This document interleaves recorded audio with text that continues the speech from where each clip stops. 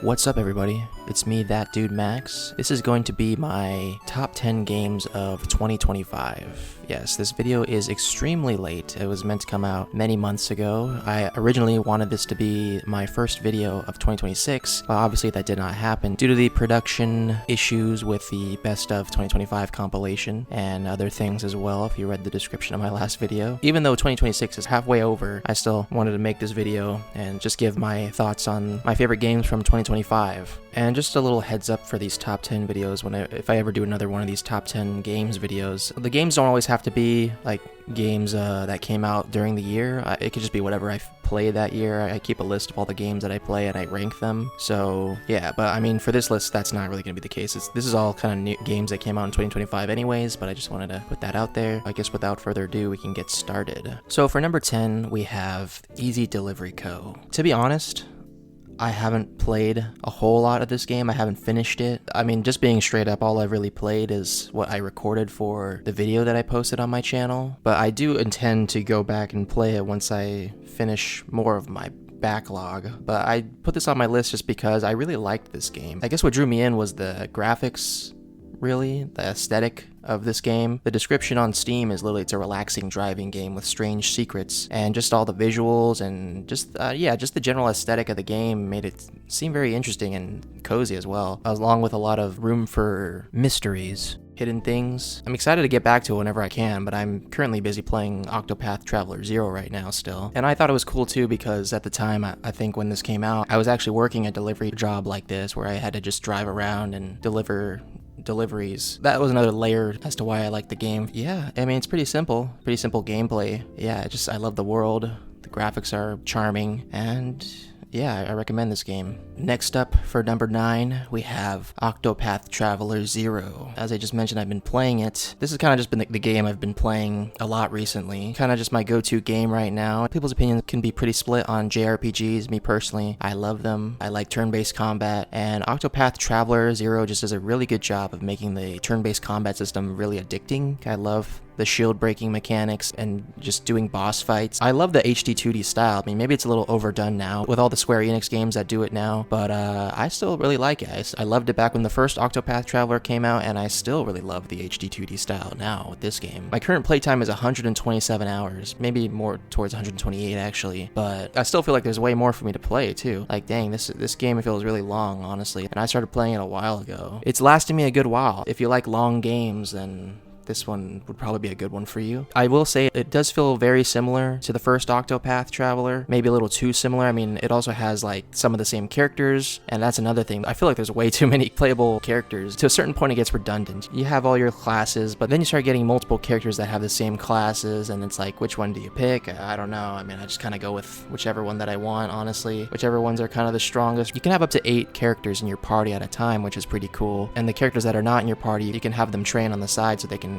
I guess, level up, so you don't have to do all the leveling yourself manually, but still, I feel like there's way too many characters, and I usually just use around the same 8, unless I end up switching my main character's class. But yeah, I mean, other than that, I love the story. All the cutscenes are voice acted, which is pretty cool. I think that adds a level of quality to it. The world that you explore is pretty awesome too. It's like a fictional fantasy world. I believe this game's also a prequel to the first Octopath Traveler, so yeah, there's that too. I don't really know how much that really matters, but yeah, I mean, if you like Octopath Traveler, then you'll probably like this one. If you like long games too, because this is a long one. Alright, next up for number 8, we have No, I'm Not a Human. And this was a very interesting game, I must say. It's got a very unique style, its own very charming aesthetic in its own way. I just remember I saw this game many months before it came out, and it was still just a demo, and I thought, man, this game looks really cool. I like the concept. You gotta answer your front door at night and let people in, and you don't know whether or not they're an actual human or a visitor, which is basically kind of like a skinwalker type thing. That's kind of how I would describe the visitors. They're kind of like skinwalkers. I don't know if that's actually the case. It's kind of ambiguous what the visitors actually are. I've always kind of described them as kind of like skinwalkers. But yeah, I waited until the game came out to play it. I didn't play the demos. Yeah, I was not disappointed. This game was pretty awesome, honestly. There's tons of characters to meet. It puts you in a lot of very interesting scenarios, and just the core gameplay mechanic, while it's not super crazy, at its core, it's just kind of like a more interactive visual novel almost. There's a certain level of interactivity to it that makes it more than just that. This one's very interesting, and yeah, it was a great time. I loved everything about it, pretty much. There's a lot of funny characters, a lot of scary characters too, a lot of things to keep you on your toes, multiple endings. It's almost like every playthrough will be slightly different. But yeah, no, I'm not a human. It was a good one. I loved it. And I currently have all the achievements for it. And then they also went back and updated the game and added more content to the game. And I think an extra ending, more characters. It'd be cool if they added even more stuff to the game. I feel like there was just so much that was unexplained, but maybe that's part of the fun and also part of the horror, that not everything is explained and you don't get answers and you kind of have to make up your own interpretations of things. This is just one of those games that comes along and really piques your curiosity. It's a good ass game. If you have the chance, you should play it. All right, next up for number 7, we have Mario Kart World. Now, Mario Kart World, oh man, this was an interesting title. I mean, it was the first Nintendo Switch 2 game that everyone was playing back in the summer of 2025 when the Switch 2 first came out. It's been a year now, and the Switch 2 is officially 1 year old. 1 year old? Sorry. Yeah, I mean, this was an interesting game to start out with. It's Mario Kart, so you can't really go wrong with it.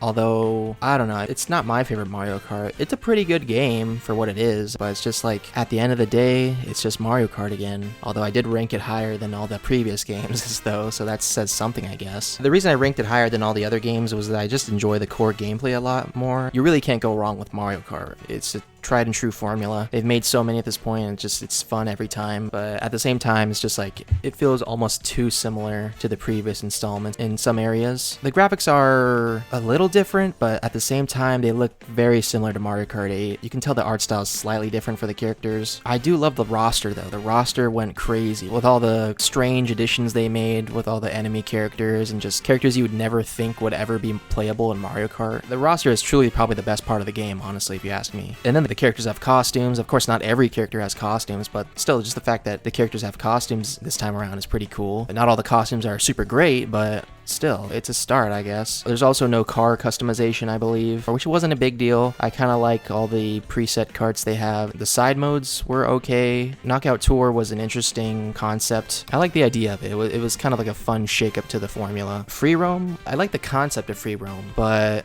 in execution, I mean, it is still really cool that all the tracks are connected on one plane and you can drive between each course, but at the same time, it just feels so empty. I don't know what it is. I know there's stuff to do in the world, like question block switches you can find, I think, collectibles, but I don't know, the rewards you get for doing these things, they don't really feel worth it very much at all. You don't unlock characters or anything, or costumes, or new cars. You get like, I don't know, like a sticker for your profile or something, or I don't know. Something that is kind of inconsequential and doesn't really matter in the grand scheme of things. I still think it's cool that all the tracks are on the same, like, hub world. I feel like the game doesn't give you much of a reason to explore the world, besides driving around and just relaxing, maybe. It was also, what, $80 when it released? Which is crazy. I mean, I got this game bundled with the Switch 2, and I'm sure a lot of people did, but still, this was the start of the end in terms of game prices. Maybe one day I'll rank all the Mario Kart games, but hey, for what this game was, it was fine, it was fun, it was Mario Kart, that's all it really needs to be. I still bought it anyways, so, and I'll probably buy the next Mario Kart, as long as it's not a re-release or something, like Mario Kart 8 Deluxe. It's a year later and there still hasn't been any DLC, which I'm so surprised that they haven't done any DLC. I hope they don't pull a Mario Kart 8 and release random DLC like 5 years later after the game has launched. That's just kind of the current state for whatever reason. I really thought they'd do more with it, but oh well. And for number 6, we have Marvel Cosmic Invasion. So this was a cool little release. It's a beat 'em up. It's reminiscent of the classic arcade Marvel beat 'em ups. It's hard to do a beat 'em up wrong or fuck it up. This was a pretty like neat little thing. I really enjoyed the core gameplay. I liked the roster of characters. I mean, kind of the roster of characters that they did have was kind of like, it was a little interesting, honestly. They made some interesting choices with the characters that they picked. You have all your classic characters like Spider-Man, Iron Man, Captain America, but then you had some interesting kind of oddball choices like Beta Ray Bill, Cosmic Ghost Rider, She-Hulk. It's kind of a short game, to be honest. It's not super long. I just remember I really enjoyed the gameplay, honestly. Like, I guess more so than Mario Kart World. I ranked it higher than that. And I really loved the art style as well. That's kind of another thing that helped sell it for me. The pixel art. I'm just a sucker for pixel art.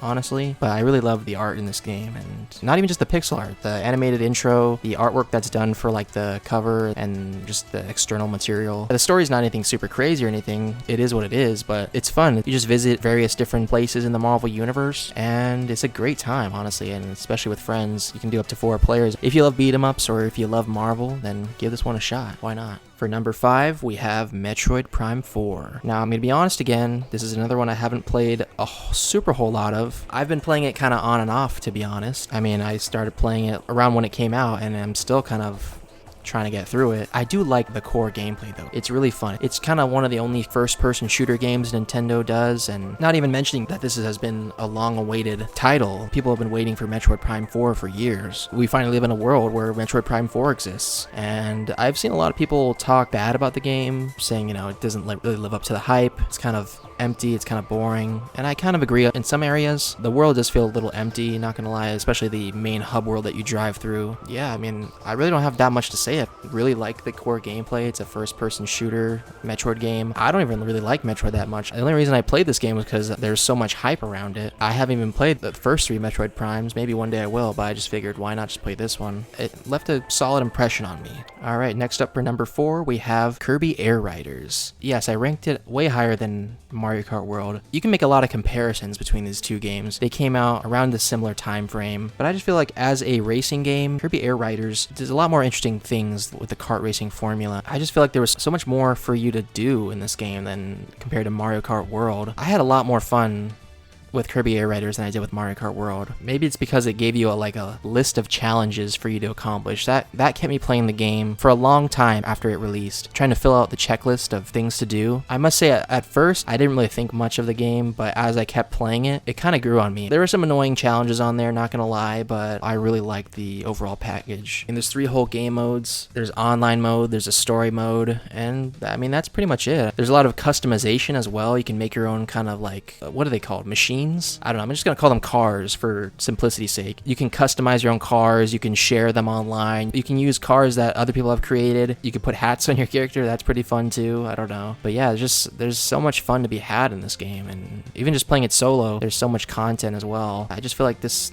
has so much more to offer than Mario Kart World, so if I had to pick one, it's probably Kirby Air Riders. Similar for Mario Kart World, I'm surprised they didn't do any DLC with this, but I guess that's fine. There's already so much in this game, I think, so yeah. And time for the final 3. For the 3rd spot on the list, I'm going to put Deltarune Chapters 3 and 4 here, and I'm ranking them together because that's kind of how they released. Obviously, this was summer 2025, it's now 2026 right now, and Chapter 5 has been released, but I'm not going to talk about Chapter 5. I'm just going to focus on 3 and 4. This was a really exciting one for me, I must say. Maybe I'm just a little biased because I've been following Deltarune since day 1. Well, maybe not day 1, but since Chapter 1 dropped, which it was so long ago, it feels like. When I think about it, I was in a completely different part of my life when Chapter 1 came out. Chapter 1 came out in 2018. It's almost 10 years old, which is crazy to think about. I mean, in 2018, I was in my first year of high school. Now it's been years since I've been in high school. Man, it's scary to think about. Time just keeps marching by. Chapter 2 released 2021, which is a couple years after, and then things just kind of went silent for a long time. It had been around 4 years that any new Deltarune content had been released, and then finally, after years of waiting, Chapters 3 and 4 finally released, and hallelujah. It was an amazing feeling finally getting new Deltarune content after years of waiting. It was very exciting, I must say.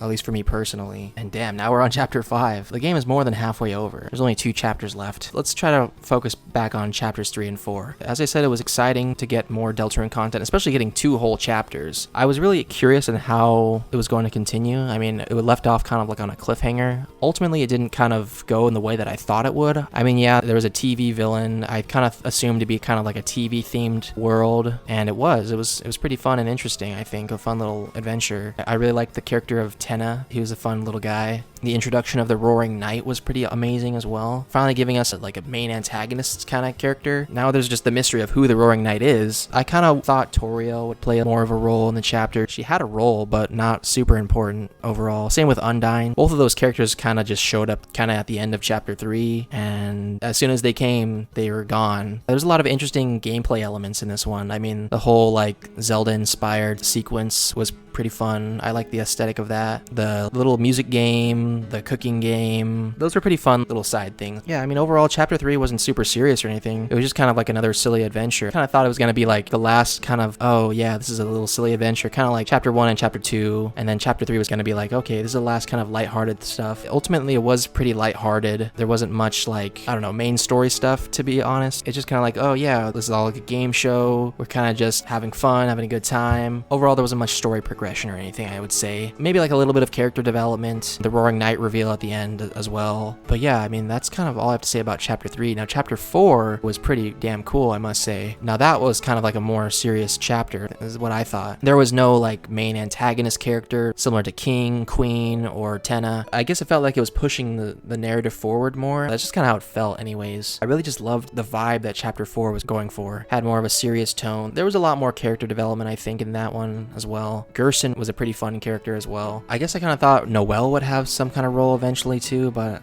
she still hasn't had much of a role besides Chapter 2. The only thing I really want to mention regarding Chapter 5 is that I thought Chapter 4 was supposed to be like this turning point. Like, oh, this is where the game starts getting more serious, more story driven. I did love Chapter 5, but I felt like it was kind of more similar to Chapter 3 in earlier chapters, I think, where it's like a silly, lighthearted adventure. There's not really much actual stakes besides what happens at the end, I guess. I just felt like I wanted more Chapter 4 type stuff than more Chapter 3 type stuff. I wanted to see more story. I guess I want to see more lore. There really wasn't much lore in Chapter 5. There was a little bit of lore drops in Chapter 4 with all the things regarding the prophecy and stuff. We still didn't see the ending of the prophecy, which I'm very curious as to what the ending of the prophecy entails. But let's get back to Chapter 4 now. It was a great tonal shift, I must say. And of course, there was also the continuation of the Weird Route, or Snowgrave Route. I like to call it Snowgrave Route. Everybody calls it the Weird Route, but whatever you want to call it. The continuation of that was pretty cool as well. Even if it was just kind of like a short little thing. It didn't change everything, but it changed enough, I think. But yeah, I mean, Chapters 3 and 4,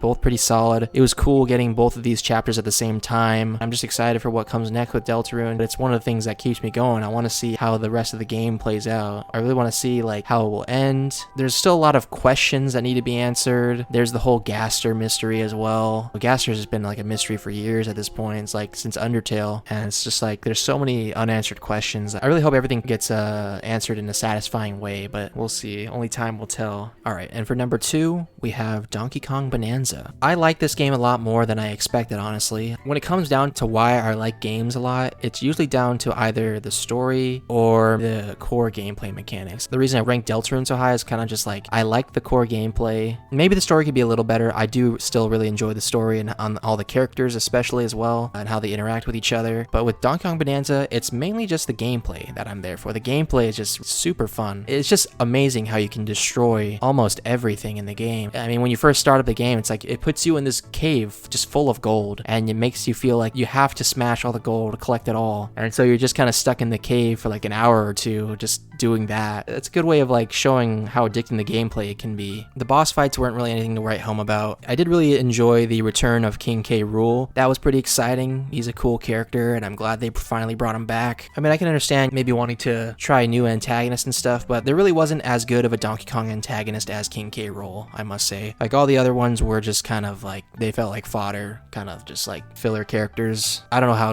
else to describe them. They just seem pretty boring by comparison. And then the Bonanza forms just added so much more to the gameplay as well. It was also sort of like a collectathon. In a lot of ways, it was very similar to Mario Odyssey, but different as well in a lot of ways. You're collecting golden bananas this time around. You use said bananas to unlock skills on a skill tree, which is interesting that they implemented that as well. It's a bit strange to me how they made Pauline a child in this game. That's not really explained at all, really. I kind of thought maybe they'd explain it a little bit or something. Is this the same Pauline that we knew before, like the grown woman? It kind of fucked up the timeline. I kind of want to make a video about that, how Donkey Kong Bonanza kind of like messed up the timeline sort of in some ways. Yeah, I mean, I know the Donkey Kong timeline isn't like an established thing or anything, but just when you think about it, which maybe you shouldn't think about it that hard, but it creates so many questions that weren't there before, and and they are kind of fun to think about. And then they dropped the Emerald Rush DLC. I was originally pretty skeptical of it, especially with its price. It was $20. I still feel like that's way too overpriced, but I mean, for what it is, it's a very fun and addicting side gameplay mode. It pretty much just takes all the gameplay mechanics of the main game and recontextualizes it in kind of like an arcade style game where like there's a timer and you have to collect as much emerald ore as possible. Basically, the more ore you collect, the higher your score will be. You get power-ups. You kind of just start at 0, and then the more emerald ore you collect, you unlock more upgrades. If you upgrade the right things, you can make crazy amounts of ore. It can also be very addicting. I liked it more than I thought I would, which is crazy because I was originally like a very harsh critic of it. The only thing I don't like is the price. In the same DLC, they added the DK Island, which was fine, I guess. It just feels like there's not really much to do in said level. I mean, yeah, it's cool visiting Donkey Kong Island. It's a cool set piece. It's not like super huge of an island, but there's no bananas to collect. There's not really any story purpose for it being there. It's just kind of there and just for funsies. I don't know. But yeah, Donkey Kong Bonanza. Very fun gameplay. The gameplay is pretty much the highlight of the experience. Story is not much to write home about. I mean, I don't know what you expect. It's kind of like a Nintendo game. That's kind of Nintendo's MO. Gameplay-wise, it was fun as hell, and sometimes it's all you really need. And now for my #1 game. My game of the year for 2025.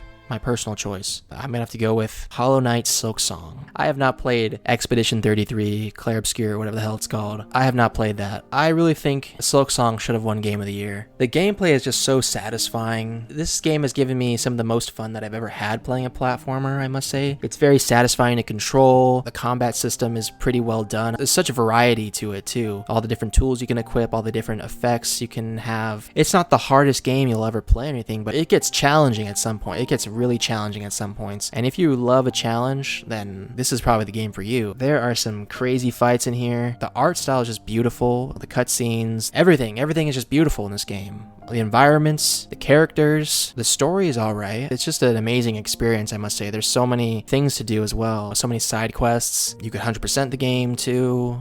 I feel like that's probably how you get the most enjoyment out of it, if you 100% the game. There's also the Steel Soul mode, which is like basically playing the game with 1 life, which I did not even attempt, to be honest. I just know I would not be able to succeed with that. I don't know how some people do it. Playing through the whole game and just not dying. I just died so many times that it's impossible to imagine me playing through the whole game without dying. That's kind of what makes it appealing to me on the one hand as well, because you play through a boss fight, maybe it's like super challenging and maybe you'll die a lot, but you learn from each time that you die, and you'll get better eventually as long as you keep trying and you learn from your mistakes, which is kind of like a metaphor for life almost.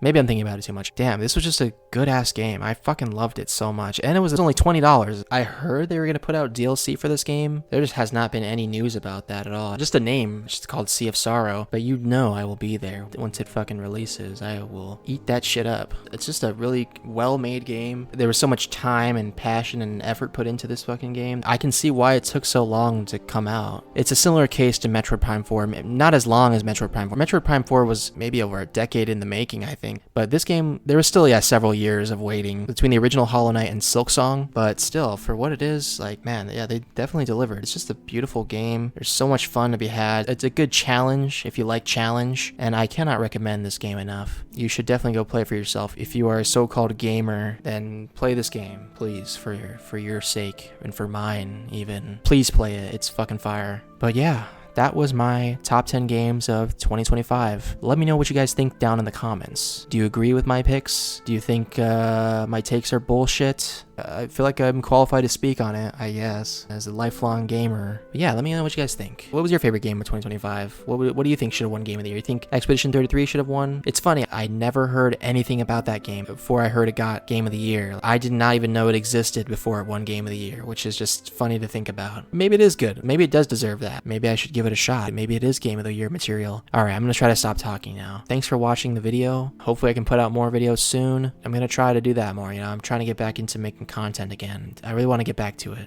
and start making shit and just making shit for the sake of making shit like I used to, even if nobody watches it. Thanks for watching. I'll see you guys in the next one. Bye.